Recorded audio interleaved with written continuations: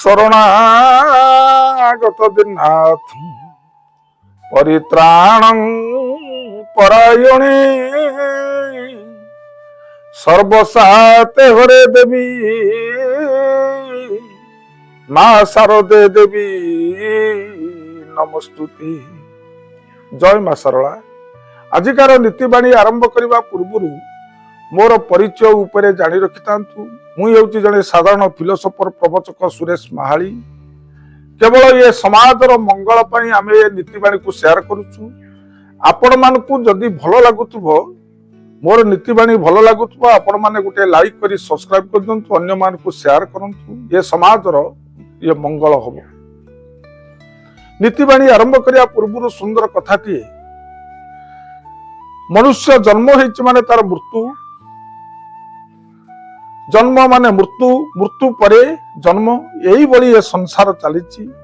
କିନ୍ତୁ ମରି ଯାଇଥିବା ଲୋକର କୌଣସି ବସ୍ତୁକୁ ତାର ଆଜ୍ଞା ବ୍ୟବହାର କରିବେନି, ଘରେ ବି ରଖିବେନି। ମୃତ ବ୍ୟକ୍ତିର ଯେଉଁ ବସ୍ତ୍ର ଗୁଡାକ ପରିଧାନ କରୁଥିବ ସେ ବସ୍ତ୍ରକୁ ଆପଣମାନେ ରଖିବେନି, ତାକୁ ନେଇ କାହାକୁ ଦେଇଦେବେ, ନଚେତ ଗଡିଆ ପୋଖରୀରେ ଫିଙ୍ଗିଦେବେ।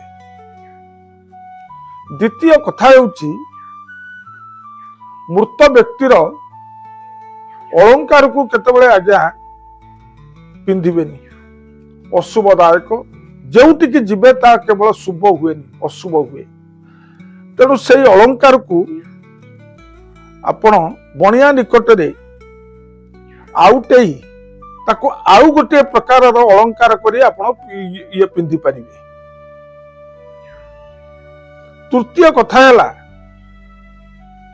ମୃତ ବ୍ୟକ୍ତି ବଞ୍ଚିଥିବା ଅବସ୍ଥାରେ ସେ ଯୋଉ ମାଳା ଜପ କରୁଥିବ, ମରିଗଲା ପରେ ସେ ମାଳା ଟିକେ ଆପଣ କେତେବେଳେ ଆଉ ଘରେ ରଖିବେନି, ବା ସେ ମାଳା ଦ୍ୱାରା ଆପଣ ଇଏ ଜପ କରିବେନି, ଅଶୁଭଦାୟକ ହେବ। ତେଣୁ ସେ ମାଳା ଟିକି ନେଇ କୌଣସି ଗଡିଆ ପୋଖରୀ ବା ନଦୀ ନାଳରେ ଫିଙ୍ଗିଦେବେ। ଏଇ ତିନୋଟି କଥାକୁ ଯଦି ଆପଣମାନେ ଗ୍ରହଣ କରିବେ, ଆପଣଙ୍କ ଜୀବନ ଧନ୍ୟ ହୋଇଯିବ ଏବଂ ଆପଣ ସ୍ୱର୍ଗଗାମୀ ହେବେ, ଆପଣଙ୍କ ପରିବାର ସୁଖରେ ରହିବେ। ମୋ ନୀତିବାଣୀ ଯଦି ଭଲ ଲାଗୁଥିବ, ଗୋଟେ ଲାଇକ୍ କରି ସବସ୍କ୍ରାଇବ କରିଦିଅନ୍ତୁ, ଅନ୍ୟମାନଙ୍କୁ ସେୟାର କରନ୍ତୁ, ଏ ସମାଜର ମଙ୍ଗଳ ହବ। ଏତିକି କହି ମୋର ଏ ନୀତିବାଣୀକୁ ପରିସମାପ୍ତ କରୁଛି। ପ୍ରଣାମ। ଜୟ ଜଗନ୍ନାଥ।